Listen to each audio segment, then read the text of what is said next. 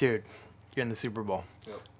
Like, seriously, the Super Bowl. Yep. Has that sunk in yet? Yes and no. I think, we know that we get a chance to play for, a world title and a ring and be the Super Bowl champion, but I don't think all the pageantry and the week and, the media interviews leading up to it has really set in of all the circus that it is. I remember the NFC Championship game for me when I was in Seattle playing Carolina, and we scored a touchdown. I look up the clock. I'm kind of doing the math, and I'm like, okay, we're going to win this game. What's next? And I was like, we're going to the Super Bowl. Yeah. I think because I was in such one game at a time, I didn't really realize that. When did it sink in for you? Same type of thing. It was when Greg trotted out there for the field goal, and I was like, oh man, if he makes this, we're going to the Super Bowl. That's the first time that really went through your really head? kind of went through my head. You obviously know the scenario. If you win, you go to Super Bowl, but you're so dialed in the game. You're so worried about winning the game. What play is next? What are they playing on defense? What's going on throughout the game that you don't really think about that until we got the interception, and then we ran a couple plays. I'm like, okay, we're in range, and Greg trotted out there. I'm like, this is it. He makes this, we're going, and he did. That's a heck of a range, by the way. What was it, a 57-yarder? 57. So what's this week been like just around town? Any different? Yeah, a little bit. You go. I went out to dinner a couple nights ago, and you get noticed a little bit more. You can tell there's definitely a little bit more buzz going on around here. You see some more signs up. You see some more people around the facility, and definitely a buzz. In LA, it takes a lot to attract a crowd. I noticed the sign I pulled in. There's a retirement home over here, and they've got a big flashing portable sign out here. Good luck, Rams. We're behind you. Exactly, stuff like that. You see signs on the freeway, and it's exciting. It's an exciting time in LA, and we're happy to be part of it. Did Halle Berry hit you back finally? No, not yet. Okay. Not yet. Maybe if I win. Don't hold your breath on that. So the fever in LA, you grew up in the Bay Area. Did you ever kind of get caught up in something like that with any of the teams that you were? No doubt. When I was in high school was when the Giants were making their run, when they went every other year. It was 2010, 2012, and then 2014 when I was at Cal. And so I went to a couple of those parades. It was fun, and it's an exciting time. Okay, so I want to ask about you growing up, like a high school freshman. What'd you weigh? How tall were you? High school freshman, I was probably 6'1", 6'2", $135, maybe.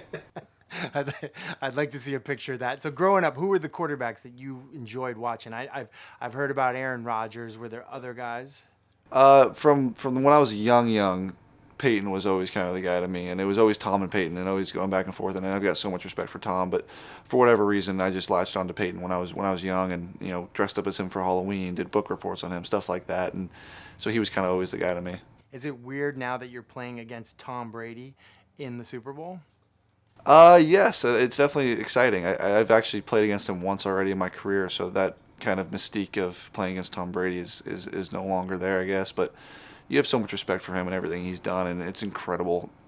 You can't even put into words him being here 9 times and being able to do this. So you have so much respect, but at the same time, I'm ready to play the Patriots defense. I know he's preparing to play our defense, and wish him the best, but hope we win. So I'm curious, who are the quarterbacks you watch film? I think people don't realize how much quarterbacks watch film. You're watching film all the time.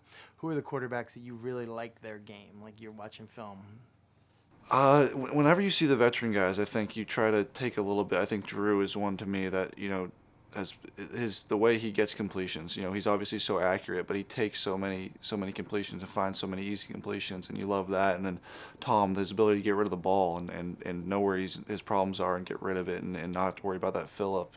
Different things he does. Eli, different things he does. I love watching Matt Ryan. There's a bunch of guys around the league that I think is a young guy and who I am, and just you appreciate greatness, and you appreciate when guys are doing it the right way, and you try to take bits and pieces.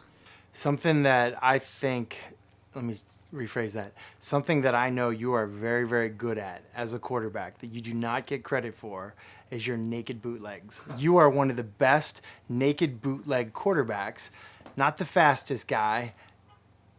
Is it something you work on? Is it something Sean loves? Is it something you love? Is it both? Well, it's definitely a big part of our offense, and it's something that I've really worked on the last 2 years, really trying to get better at that, and knowing that we do run it a bunch. Last game, we probably ran 7 or 8 of them. 10, yeah. We ran a bunch of them, and it's something that is good for us. And if I'm good at it, it's probably going to be pretty good for us. So try to be the best I can at that. Try to be good at throwing the ball on the run and understanding, how to sell those fakes and how to come out of them at high angles and try to understand what my edge looks like and being able to take care of that. You know how I know that it's something that you're comfortable with? It was the first play of the game. Yeah. which is usually a play a quarterback's comfortable with, and it was the first play of overtime. Yep. Yeah. And it also speaks to how he feels about it too. Is Sean? He loves those keepers, and we love doing them. It works. Okay, so I'm going to ask you about Sean in a second, but one more thing about you. So you guys didn't start out that great this past game. There were 3 plays to end the half for you guys that just personify this California cool, I want to follow that guy, he's a leader.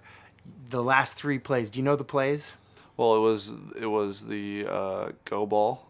That was probably the second play. So that's the play before that is a fire zone to your left, and you hit Cooks on the right.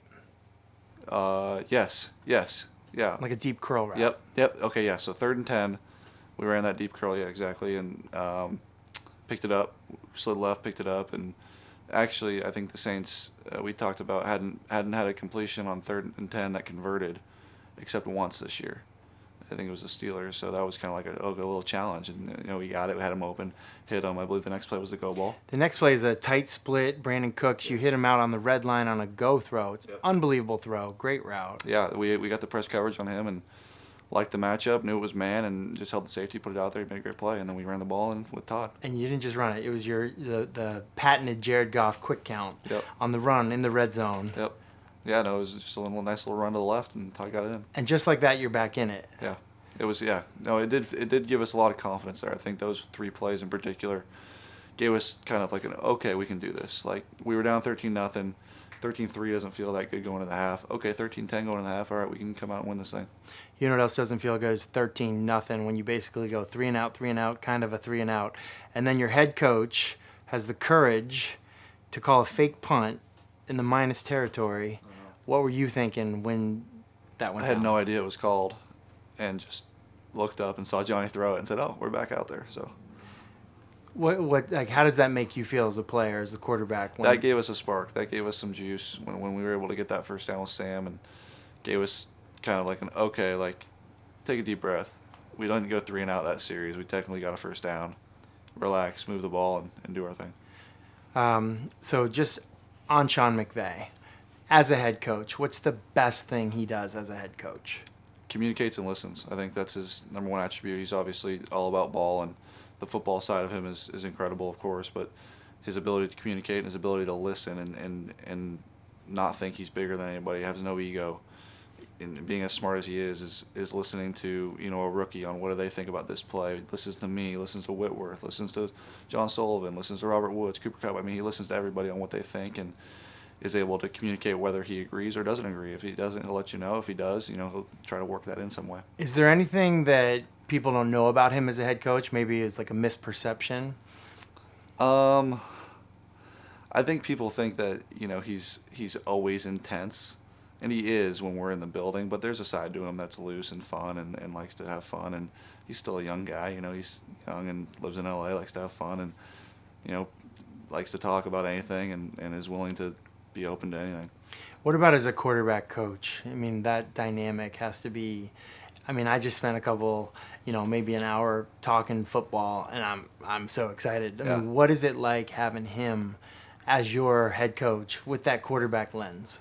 It's amazing, man. I'm so lucky to be able to play for him and have him as the coach, the play caller, and try not to take any of it for granted. Try to come in every day with that same mindset of, you get to work with this guy, and so fortunate, and just try to be on the same page with him. He's calling the plays, and over the past 2 years, I felt like our relationship has grown tremendously, and especially through this last half of this season, just really starting to get on the same page and really starting to understand each other further and understand his place calling style further, and really understanding the why behind what we're doing. And the more I can do that, I feel like the better we are. Is there anything that you think that maybe he doesn't get credit for as a quarterback coach? I think he understands that it's not a perfect game. I think there's all, you can draw up the perfect play all you want on the whiteboard, and it may not come out that way in a game, and you may have to be off schedule or make a certain play. And I think he's not only for that, but he encourages that. He encourages the natural feel of the position, and not to be a robot, not to be so dialed in on a certain 1, 2, 3 read. If you see something pop, take advantage of it. And I think the fact that he actually played the position. I know he was running the ball a lot, and he was a speed option quarterback, but he played the position. Have you seen the haircut that he had? Oh, yeah, I've seen it. And Can you grade the haircut? 0. Bad. F. He understands though that there is more than, hey, you're going to go 1, 2, 3 across the board here. There's so much more that goes into playing the position. For me, sitting with him, I'm so impressed with his knowledge of defenses. Yeah. I think there's this perception out there that, oh, he just lets Wade Phillips handle the defense. Well, Wade Phillips is a great coach, but that doesn't mean that Sean McVay doesn't understand the defense. I think that's something that sticks out to me. That's the biggest thing that we've learned together, I think, this offseason, or he's taught me, is defenses and understanding why a defense is doing this. How can we manipulate this guy? How can we manipulate that guy? How can we change different strengths? How can we, use motion to our advantage and different things like that can help manipulate a defense. Okay, last question. You're going up against Bill Belichick. So you're finally in the Super Bowl, and congratulations, you get to go up against Tom Brady and Bill Belichick. What's the best thing that a Patriots defense does? What's your biggest challenge? The best thing I think they do is they're never the same. They mix it up tremendously. Every game, every snap, every situation is different, and they present something different all the time. And I think just in the brief time we've had to watch some film, they just are able to show you so many different things and try to show you eye candy here, confuse you here, and do so many different things. And there's a reason they've been in this position for 3 straight years and have made it first round bye for 8 straight. They're not doing that on accident, and Coach Belichick is where he is and has done what he's done for a reason, and it'll be a challenge. You ready for some advice? Yeah. Okay. Listen, we're creatures of habit. Your Wednesday is your Wednesday, your Thursday is your Thursday, your Friday is your Friday. You're going to be itching to play a game on Sunday. Your body's going to be wanting to play a game. I would say with 2 weeks, you're going to be so sick of doing media interviews. You're going to be sick of answering the same questions. You're going to be emotionally and physically exhausted from interviews.